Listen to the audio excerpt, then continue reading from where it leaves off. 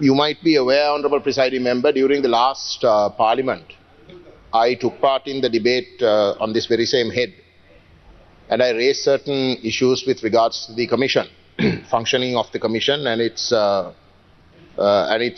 credibility, because the chairman of the Commission, along with some members, had visited the northern province and had visited and met with members of the families of the disappeared who had been protesting for years. And subsequently, when she and the rest of the members came to Colombo, issued a statement which was completely untrue, which was that the members of the Commission had, after speaking to those victims or victim communities, the victim communities had apparently agreed to compensation. And I condemn that, and I very clearly stated on record that it was a falsehood. Now, why I said that was because, and I made this point even last year during the previous budget, the Human Rights Commission, when we have doubts with regards to police and how the police work, because we believe that the police, especially in the Northeast, is heavily militarized.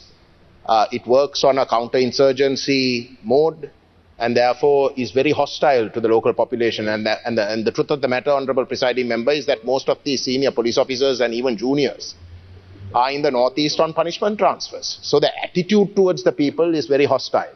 They don't speak the language. So when, and they are heavily influenced by political forces. So we rely entirely on the Human Rights Commission to put things right, to inquire into misdeeds of the police, and we expect them to intervene. That's the only hope that we have in a domestic scenario. So when the Human Rights Commission behaved in this manner in the previous, during the previous government, we raised issues. Now, during the previous government, our party members and a few people who were protesting in a place called Tayati the police tried to get a ban against that protest. They went to the magistrate's court, and the honourable magistrate refused to give a ban. But the magistrate laid certain conditions with regards to how protests must be done. And we were very strictly observing those conditions. But despite that, the Palali police, OIC, under the directions of the OIC, went ahead and arrested members of our party and the public, journalists, lawyers who came there when they heard that despite the magistrate not giving the ban on the protests, the police were arresting. The lawyers who represented us in court came to that spot. The lawyer was arrested. Now, 8 complaints, Honourable Presiding Member, were made to the Human Rights Commission. 8 complaints were made. I will give you the numbers. HRC JA 165 to 172 in the year 2023. HRC JA 165 to 172, 2023. Now these complaints were made on the day of this incident. We called the Human Rights Commission representative in Jaffna. He came to the site. Police refused him to interview the victims who were inside. The police were literally sieging those protesters. And when the Human Rights Commission official from Jaffna wanted to meet the victims and see and find out information for himself, the police refused and threatened to arrest him also. Then subsequently, after we were, some of these protesters were produced in court and bail, they went and made complaints to the Human Rights Commission. To date, there has been no inquiry. When we searched as to what was going on, we were informed by the office in Jaffna that there were complaints made by the Palali police to the Human Rights Commission at that time, saying that the representative of the commissioner in Jaffna was being influenced by us, and therefore the file was sent to Colombo. Fine, let the file go to Colombo, but still no inquiry at all. Now this is very important, Honourable Presiding Member, because that is the only avenue we have. If we are questioning the legitimacy and the genuinity of the police or any government institution, and we feel that we have been wronged by them, the only place that we have to go to is the Commission. And if the Commission is not behaving in that independent way where they must intervene, regardless of who it is, you must have that inquiry, and if you're not having that inquiry, then it becomes a problem. So this was under the previous government. I urge that this government must emphasize to the Commission that they have the freedom, and in fact the legitimacy to make those investigations and see through those investigations is very important. And if that doesn't happen, Honourable Presiding Member, then we'll have to question every single thing that the government does with regards to accountability. Now the Honourable Foreign Minister in Geneva has gone and made statements. He's spoken seemingly quite progressively, saying that they're very serious about this transitional justice, that they are going to strengthen the officers of the missing persons, strengthen the office of reparations, strengthen the office of national unity and reconciliation. They have said that they are also going to create legally a commission, Truth and Reconciliation Commission, which will look at wartime incidents and will take things forward. Not a word though, Honourable Presiding Member, not one word about criminal justice. Now you know that in transitional justice, criminal investigations and prosecutions are probably the most important part of that. If that is not there, everything else that the Honourable Foreign Minister spoke about in Geneva amounts to a cover-up. You are trying to cover up without having prosecutions, without prosecuting people who committed genocide. You are trying to cover it up. That is what is going to end up.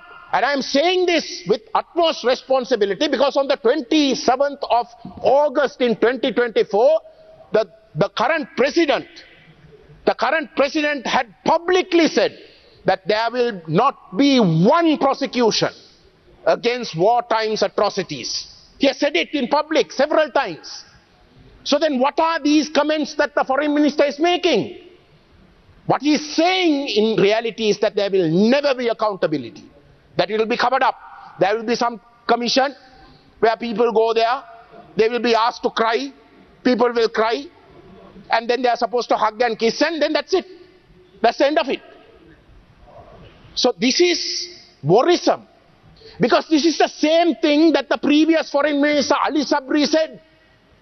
He said that these commissions, the Truth and Reconciliation Commission, the Office of Missing Persons, ONUR, all of these are to cover up, to make sure that prosecutions never happen. And he bragged about it. He bragged about it. So surely when you come into power saying system change, you can't be saying the same thing. You can't have the same intentions. What is the system change then? So the president whose head is being debated today must intervene if he is to remain credible. If the people of the Northeast are to genuinely believe that this government is going to in fact bring that system change, then you have to make sure that surely you can't say system change and do the same thing that the previous government did. There's something wrong there. So that has to change. I also want to mention a few things on the budget in itself, Honourable Presiding Members, certain matters that I actually ran out of time on the 25th that I want to bring up. There is a mention of the government wanting to set up a development bank. Now, I don't know whether that is an actual requirement, because there are development banks in Sri Lanka. There is a lot of wastage. There is a lot of wastage. There is a lot of mismanagement. And the answer to that is not the setting up of a new bank. I don't think that is the way to go about it. Instead, I think the government must intervene and must ensure that that wastage is prevented, and through preventing such wastage, I think there can be low interest loan schemes facilitated. Certainly for the Northeast, that is very important because we have very weak collaterals that we can offer. I think that would be a recommendation that I would like to make. The second matter, Honourable Presiding Member, is the question of microfinance. You know, soon after the war was completed, I think the previous central bank governor, the respected Gajendrakumar Ponambalam, came public and said that it was daylight crime that this microfinance facilities were allowed to go into the war affected areas because it literally got those people trying to recover after the war into a debt trap. And he actually recommended that the government must in some way intervene. I strongly urge that this government looks into that matter. I would certainly suggest that the loans must be cancelled. Those microfinance loans that were taken must be cancelled, or at the very least, a 50% waiver must be ensured by the government. I think that's a very important thing, particularly in the Northeast. I think Anuradhapura also outside the Northeast was very badly hit, but I think that is something that you must get involved in. The second matter is with regards to IT services. Now, IT services in the past, there were a lot of incentives given, Honourable Presiding Member.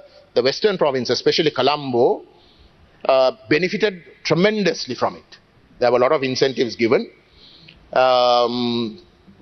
IT business outsourcing is an important economic activity, turns in huge foreign exchange. The Western province, because it was started early, as I said, benefited the most. But in the Northeast, this is only now picking up, primarily because of diaspora investments. There is a considerable amount of activity in this sector in the Northeast, but unfortunately, come this April, all the incentives that were offered comes to an end.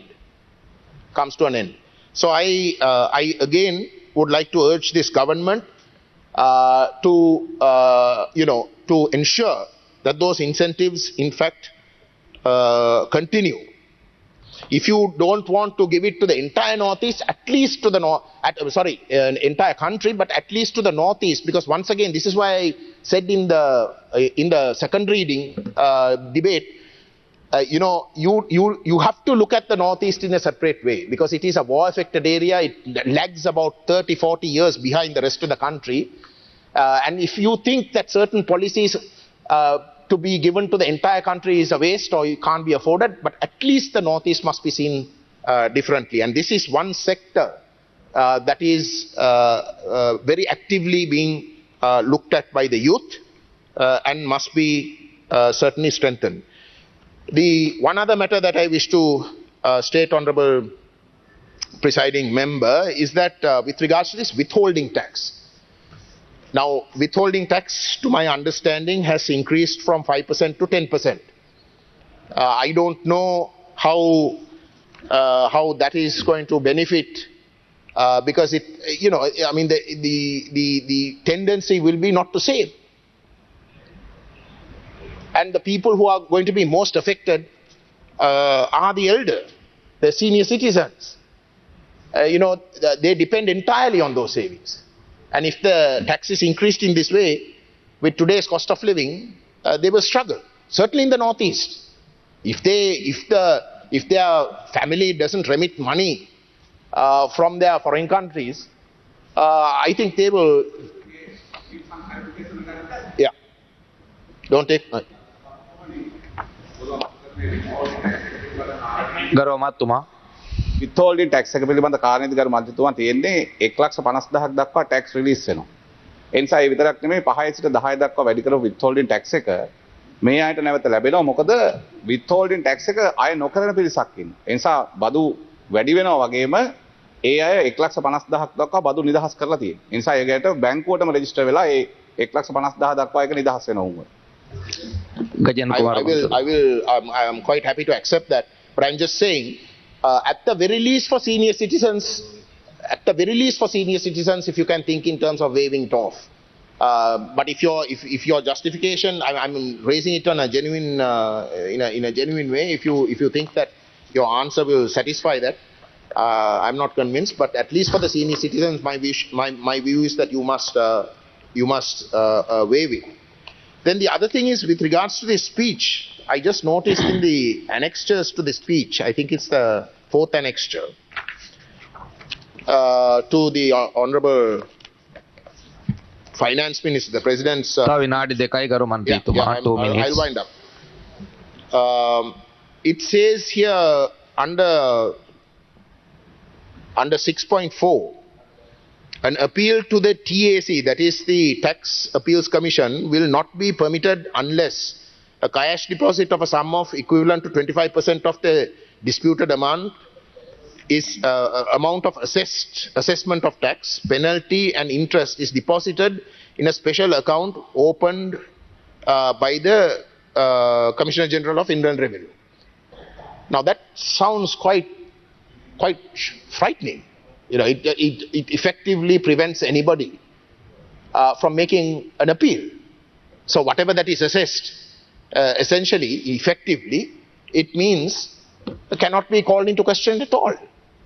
You know, when I don't know, once again, whether this is a correct way to go about it. I do realize that people in the past, you know, for the slightest thing tend to go and appeal. But to make it almost impossible for a person to appeal in a scenario where you really want people to come into this country, where you want investors to come in, you know, they will have to pay tax. But if you give the impression that it's going to be difficult, if they think that it's been, you know, something unfair has happened, it's going to be difficult or impossible for them to query that, then I think it's going to have the complete opposite effect.